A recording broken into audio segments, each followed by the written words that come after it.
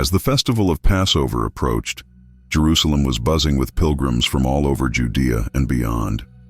The city, already bustling with the regular traffic of traders and travelers, was now alive with the energy of thousands coming to celebrate one of the most important Jewish festivals. Jesus of Nazareth, a man known for his teachings and miracles, journeyed toward Jerusalem with his disciples. This was not his first time in the holy city, but this visit would become legendary.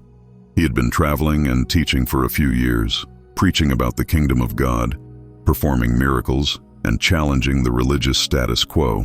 As Jesus entered Jerusalem, he made his way to the temple, a majestic structure, the heart of Jewish worship, and the center of religious life. The temple was not just a building, but the very symbol of God's presence among his people. It was a place of prayer, sacrifice, and divine encounter. However, what Jesus encountered upon entering the temple courts was a scene that would provoke his righteous anger. The outer courts, known as the Court of the Gentiles, were teeming with merchants selling sacrificial animals and money changers exchanging currency. These activities, while ostensibly for convenience, had turned a sacred space into a bustling marketplace. The air was thick with the cacophony of bartering and the bleating of animals. Without hesitation, Jesus took action. With a surge of righteous indignation, he drove out the merchants and money changers. He overturned their tables, sending coins clattering to the ground. He released the doves and other animals being sold for sacrifices, creating a chaotic scene in the previously orderly market. Jesus shouted over the uproar, "It is written, 'My house will be called a house of prayer,' but you are making it a den of robbers."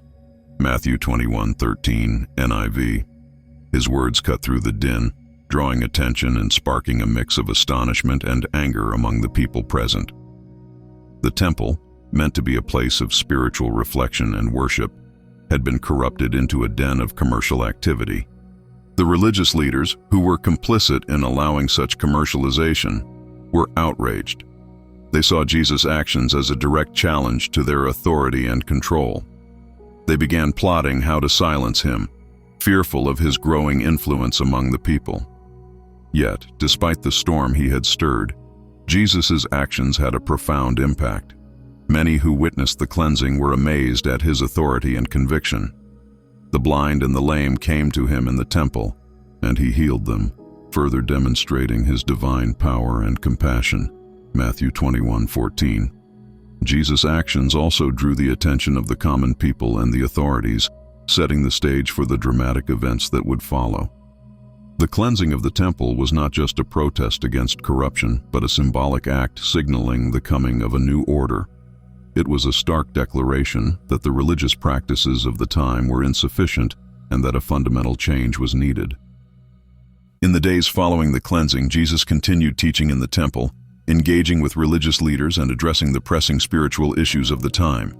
His authority and boldness only intensified the tension between him and the religious establishment. The event marked a turning point in Jesus' ministry, highlighting his role as a reformer and herald of a new covenant. It was a dramatic declaration that the kingdom of God was near and that the old ways of religious practice were being challenged.